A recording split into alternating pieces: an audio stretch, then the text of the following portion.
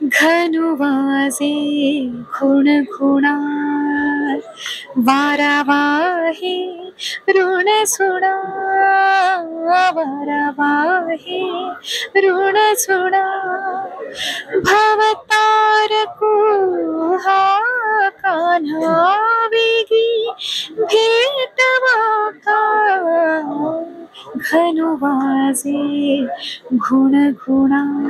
नमस्कार मंडळी, मी सूरज खरटमल रत्न मराठी मीडियावर तुम्हा सगळ्यांचं पुन्हा एकदा स्वागत करतो आणि पुन्हा बेला शेंडे मॅमचं सुद्धा हार्दिक स्वागत. इतका गोड गळा, म्हणजे कुठल्याही पद्धतीचं गाणं असू दे त्याच्यामध्ये अगदी बसेल, चपकल बसेल असा तुमचा आवाज आहे. अख्ख्या महाराष्ट्राला त्याची कल्पना आहेच आहे. परंतु संत ज्ञानेश्वरांची मुक्ताई या सिनेमाच्या निमित्ताने आज ते माझ्यासोबत आहेत. कसा होता सगळा अनुभव, कशी होती ती प्रोसेस, आणि आज इथे म्युझिक लॉन्च सोहळा इतका भव्य दिव्य पार पडलेला आहे. सगळ्या ठिकाणी हेच चाललेलं आहे आज. रामकृष्ण हरी. इतका सुंदर सोहळा पार पडला, डोळ्याचं पारणं फिटलं अक्षरशः. कारण का इतका सुंदररित्या हा लावलेला सेट असेल किंवा काही काही सीन जे सादर झाले, जे अभंग सादर झाले, इतका सुंदर सोहळा, इतक्या अप्रतिम रचना. म्हणजे मला वाटतं मैफिलच होती, म्युझिक लॉन्च पेक्षा ही मैफिल होती. आणि या मैफिलीचा एक भाग होणं, मला वाटतं हा माऊलींचा आशीर्वाद आहे आणि दिग्पालची मेहनत आहे. आणि मला फार आनंद आहे की या चित्रपटाचा मी भाग होऊ शकले. मग ते पसायदान असेल किंवा इतर 3 गाणी असतील, फार फार आनंद आहे मला. निश्चितच. पण सुरेश वाडकरांच्या हस्ते याचं संगीत अनावरण झालेलं आहे आणि जेव्हा तुम्ही गायला आलात तेव्हा त्यांना आधी तुम्ही त्यांना नतमस्तक झालात, त्यांची परवानगी घेतलात. सो मला आवर्जून हे तुम्हाला विचारायचं आहे की जे संगीत क्षेत्रातली मंडळी आहेत, गायक आहेत किंवा क्लासिकलचा ज्यांच्यावरती संस्कार आहेत, बेज आहे त्याचा, त्या माणसांमध्ये ही नम्रता त्या संगीताचा रियाज करूनच येतो का? फार वेगळा प्रश्न आहे तुझा. मी तुला एकच सांगते की कलाकार म्हणून तर तुम्ही जगासमोर येताच. आणि जेव्हा तुम्हाला काय म्हणतात, तुमचा ऑडियन्स ऍक्सेप्ट करतो तेव्हा ते तुमचे फॅन होतात, ते तुमच्यावर प्रेम करतात. पण मला वाटतं सर्वात महत्वाची आणि अवघड गोष्ट असते एक उत्तम माणूस असणं. आणि माझ्यासाठी ते पहिलंय. आणि मग तुम्ही कलाकार असता. कारण का तुम्ही जो अनुभव देता लोकांना तो त्यांच्या स्मरणात शेवटपर्यंत राहणार असतो. आणि तो अनुभव घेऊन लोक थिएटरच्या बाहेर जाणार असतात. ते तुमच्याशी 2 मिनिटं बोलून, कुठेही, मग ते थिएटर असेल किंवा बाहेर असेल, तुमच्याशी 5 मिनिटं संवाद साधून जेव्हा एखादा व्यक्ती बाहेर जातो आणि तुम्हाला एक माणूस म्हणून लक्षात ठेवतो, मला वाटतं ती सर्वात मोठी पावती असते. कारण कलाकार म्हणून तर तुम्ही लक्षात राहताच तुमच्या कलेतनं, पण माणूस म्हणून सुद्धा तुम्ही लोकांच्या लक्षात राहणं फार गरजेचं आहे. आणि ती भावना तुमच्या मग गाण्यात पण उतरते. तुम्ही जे भाव प्रकट करता, मग ते कुठल्याही बाजाचं गाणं असो, तुमचा स्वभाव त्याच्यात दिसतो. मग अभंग असेल तर त्याच्यात तुमचं समर्पण सुद्धा एक माणूस म्हणून सुद्धा दिसतं. आणि तेच अभंग गाताना महत्वाचं आहे. परंतु सुरेश वाडकरांच्या हस्ते अनावरण झालेलं आहे. मला वाटतं हा पहिलाच तुमच्याही आयुष्यातला पहिलाच प्रसंग आहे का की तुमच्या संगीताच्या ह्याचं अनावरण त्यांच्या हस्ते झालेलं आहे? मला एकदम नाही आठवत आहे. कारण खूप वर्ष म्हणलं मी एकदम आठवायला लागले. पण असेल कदाचित.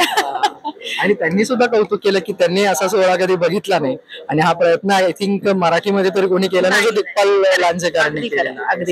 एकंदरीत ज्या पद्धतीने दिग्पाल लांजेकर त्यांची फिल्म ट्रेलर लॉन्च असेल, त्याच्यानंतर संगीत सोहळा असेल, मला वाटतं ह्याच सिनेमाचा 5वा का 4था सोहळा आहे. पुण्यात आम्ही 2 वेळा आलो, मुंबईत आता, बाकी तुम्ही अख्खं महाराष्ट्रभर फिरताय प्रमोशनसाठी. सो दिग्पाल लांजेकरांसोबत फिल्म करणं म्हटल्यानंतर हे सगळं येतं. आता ते तुम्हाला त्याची सवय झालेली वाटतं. नाही, म्हणजे हा मुद्दा खरं, हे जे फिरणं ऍक्टर लोकांसाठी जास्त आहे. पण आळंदीमध्ये जो सोहळा झाला तो फार सुंदर पार पडला आणि तसाच आजचा सोहळा होता. उलट काय म्हणतो त्याला, दुप्पट आनंद इथे अजून मिळाला आपल्याला.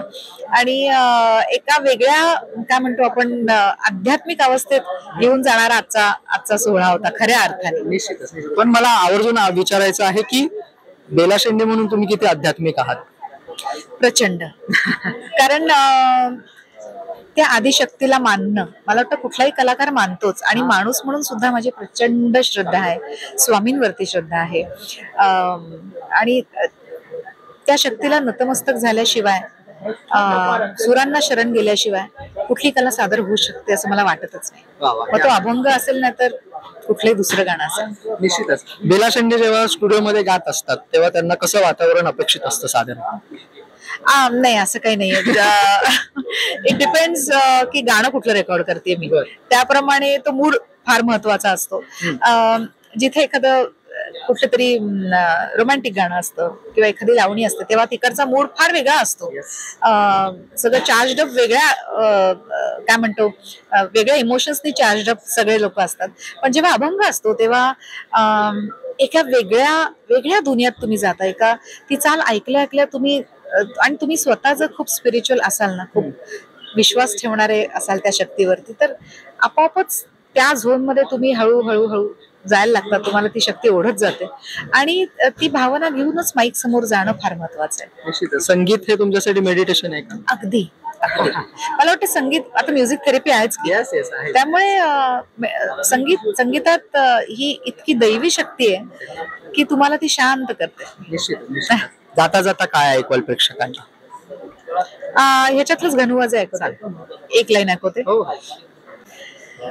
घनुवाजे खुण खुणात, वारा वाहे ऋण सुणा, वारा वाहे ऋण सुणा, भवतारको हा कान्हा वेगी भेटवा का, घनुवाजे घुण खुणा.